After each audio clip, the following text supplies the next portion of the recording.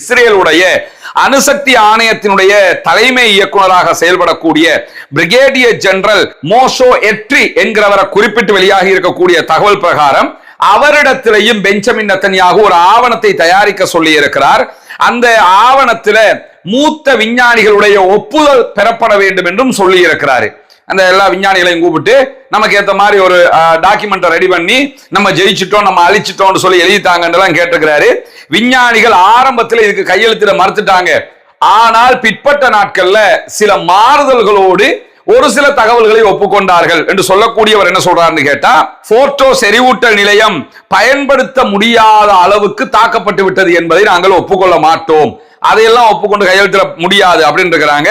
ஈரானுடைய அணுசக்தி திறன்கள் பல ஆண்டுகள் பின்னுக்கு தள்ளப்பட்டு விட்டன என்கிற வாசகத்தையும் நாங்கள் ஏற்றுக்கொள்ள முடியாதுன்னு இருக்கிறாங்க. பல வருஷத்துக்கு இனி ஈரானால தலையெடுக்க முடியாது, அணு ஆயுதத்தை செய்யவே முடியாது என்றெல்லாம் சொல்ல முடியாது. இதெல்லாம் சொல்லாம வேற எதையாவது சொல்றதா தான் நாங்க சொல்றோம் என்றுதான் அணு விஞ்ஞானிகளும் சொல்லி இருக்கிறார்கள் என்கிற செய்திகள் வெளியாகி இருக்கிறது.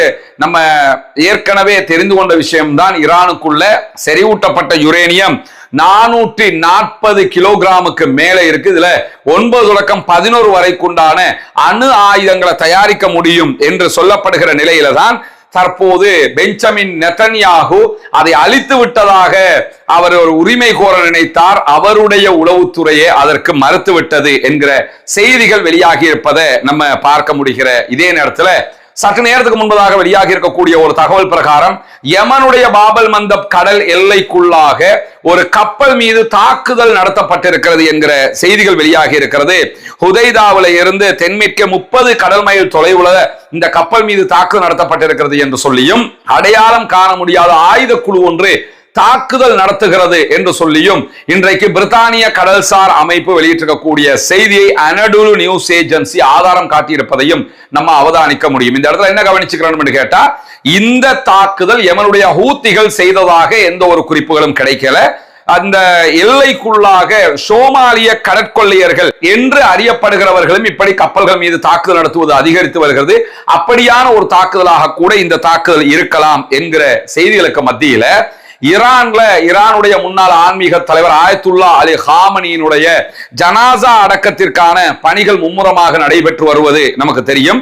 இந்த நிலையில ஹோர்முஸ் ஜலசந்தி தொடர்பாக மிக தெளிவான ஒரு டிக்ளரேஷன், ஒரு அறிவிப்பை ரஷ்யா இன்றைக்கு வெளியிட்டிருப்பதை நம்ம பார்க்க முடியும். ஆயத்துல்லா அலி ஹாமனியினுடைய ஜனாசா அடக்கத்தில் பங்கெடுப்பதற்காக ரஷ்யாவினுடைய பாதுகாப்பு கவுன்சிலுடைய துணைத் தலைவராக செயல்படுகிற டிமிட்ரி அவர்கள் பங்கெடுத்திருந்தாரு.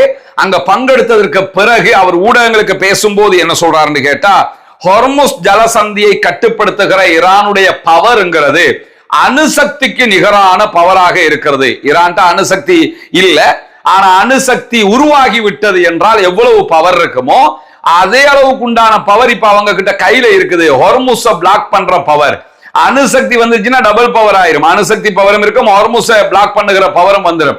எனவே ஹொர்முஸை மூடுகிற அளவுக்கு ஈரானுக்கு பவர் இருக்கிறது. இந்த பவர்ங்கிறது அணுசக்திக்கு நிகரான ஒரு சக்தியாக, ஆற்றலாக ஈரானிடத்தில் இருப்பதை நம்ம பார்க்க முடியும் என்று சொல்லக்கூடியவர், ஒரு பரந்துபட்ட தாக்குதலுக்கு தயாராகிற எந்த நாடும், ஈரானோடு இனிமேல் யுத்தத்தை நினைத்து பார்க்கிற எந்த நாடுகளும் ரொம்ப கவனமாக இருக்கணும். ஏன்னா ஈரான் நினைத்தால் நம்ம அத்தனை பேருக்குமே எண்ணெய் கிடைக்காத வகையில பிளாக் பண்ண முடியும் என்கிற ஒரு பலம் அவர்களிடத்தில் இருக்கிறது என்று அவர் சொல்லி இருக்கிறது மட்டுமல்லாம, ஆயத்துல்லா அலி ஹாமனியினுடைய ஜனாசா நிகழ்வுல பங்கெடுத்து விட்டு அன்றைய நாளிலேயே அவர் ஈரானுடைய அதிபர் மசூத் பெசக்ஷியன் அவர்களையும் சந்தித்து கலந்துரையாடல்களில் ஈடுபட்டிருக்கிறார் என்கிற செய்திகளும் வெளியாகி இருக்கிறது. இப்படியான சூழல்ல தான் அக்டோபர் 7ஆம் தேதி பாலஸ்தீன விடுதலை போராட்ட அமைப்புகள் இஸ்ரேலிய ஆக்கிரமிப்பு ராணுவத்தையும் இஸ்ரேலிய ஆக்கிரமிப்பு பகுதிகளையும் இலக்கு வைத்து தாக்குதல்களை நடத்தி இருந்தது.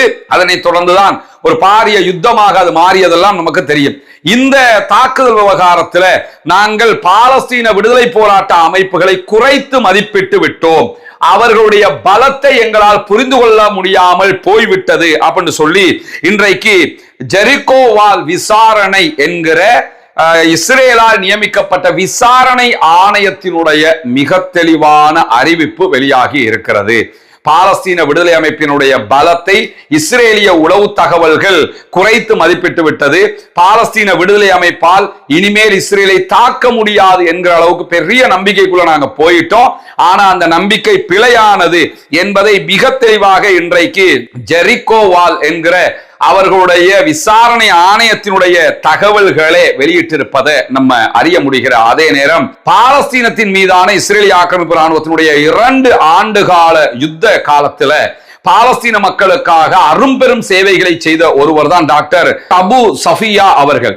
இவர்தான் அங்கிருக்கக்கூடிய எல்லா மருத்துவமனைகளையும் ஒருங்கிணைத்து குழந்தைகள், பெரியவர்கள், முதியவர்கள் வரைக்கும் மருத்துவ சிகிச்சைகளை கொடுத்து கொண்டே இருந்தார். காசாவினுடைய நவீன கால மருத்துவத்தின் தந்தையாக போற்றப்படுகிறவர் தான் இந்த டாக்டர் அபு சஃபியா அவர்கள். டாக்டர் அபு சஃபியா அவர்களை யுத்த நேரத்திலேயே இஸ்ரேலிய ஆக்கிரமிப்பு படைகள் கைது செய்திருந்தன. கைது செய்திருந்தவர் இஸ்ரேலுடைய கடும் கொடுமையான சிறைகளில் அடைக்கப்பட்டிருக்கக்கூடிய சந்தர்ப்பத்தில் அவரை சந்திப்பதற்காக 2-3 நாட்களுக்கு முன்பதாக அவருடைய வக்கீல் லாயர் போயிருந்தாரு. போனவர் ஊடகங்களுக்கு வெளியிலே வந்து பல செய்திகளை சொல்லி இருக்கிறார். அரெஸ்ட் பண்ணி உள்ள வைக்கப்பட்டிருக்கக்கூடிய டாக்டர் அபு சஃபியா அவர்கள் கடுமையான காயங்களோடும் உடல் ரீதியாகவும் மன ரீதியாகவும் கடுமையாக தாக்கப்பட்ட நிலையிலும் அவரை நான் பார்த்தேன் என்று சொல்லி இருக்கிறார்.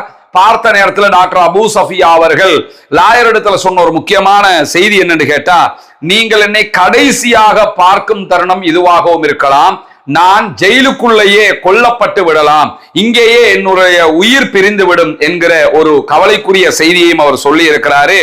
இந்த வழக்கறிஞர் அவுதே அவர்கள் போய் வந்து எழுத்துப்பூர்வமாக இன்று அவருடைய அறிக்கையை சப்மிட் பண்றார். அதுல அவர் என்ன சொல்றாருன்னு கேட்டா, டாக்டர் அபு சஃபியா எல்லா நேரத்திலும் 24 மணி நேரமும் கைவிலங்கோடு இருக்கிறார்.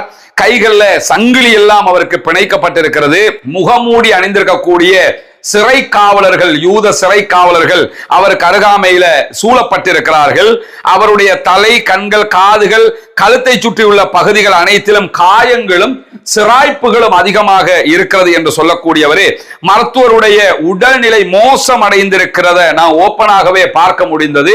மிக கடுமையான தாக்குதல்களுக்கு அவர் உள்ளாகி இருக்கிறாரு. ஆரம்பத்தில் நான் அவர் அடையாளம் காண்றதுக்கே சிரமப்பட்டேன். நான் அவர் அடிக்கடி போய் பார்க்கிறேன். நான் இந்த வாட்டி போய் பார்க்கும்போது இவர் டாக்டர் அபு சஃபியாவா என்று அடையாளம் காண முடியாத அளவுக்கு அவர் உடல் ரீதியாக ரொம்பவே பலவீனப்பட்ட நிலைமையில இருக்கிறாரு என்கிற செய்திகளை சொல்லி இருக்கிறவரே என்னை சந்திக்கும் போது, இதுதான் நீங்கள் என்னை கடைசியாக பார்க்கிற தருணமாக இருக்கிறது. தொடர்ந்து எனக்கு தாக்குதல் நடத்தப்படுகிறது, என்னை சுற்றி வளைத்து அடிக்கிறார்கள், சுத்தியல் உள்ளிட்ட ஆயுதங்களால் கூட என்னை தாக்குகிறார்கள், எனவே நான் இங்கேயே இறந்து விடுவதற்கான வாய்ப்புகள் தான் இருக்கிறது என்கிற செய்திகளை என்னிடத்தில் பகிர்ந்து கொண்டார் என்கிறார் டாக்டர் அபு சஃபியாவினுடைய வழக்கறிஞர் அவுதே அவர்கள். பாலஸ்தீன அப்பாவிகளுக்காக தன்னையே தியாகம் செய்து, தன்னுடைய குடும்பத்தையே தியாகம் செய்து மருத்துவ ரீதியாக போராடியவர் டாக்டர் அபு சஃபியா.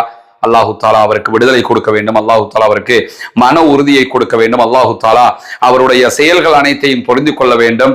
அவருடைய செயல்கள் அத்தனைக்கும் அல்லாஹு தாலா உயரிய நன்மைகளை கொடுக்க வேண்டும் என்று தினமும் நாம் பிரார்த்திக்கவும் கடமைப்பட்டிருக்கிறோம்.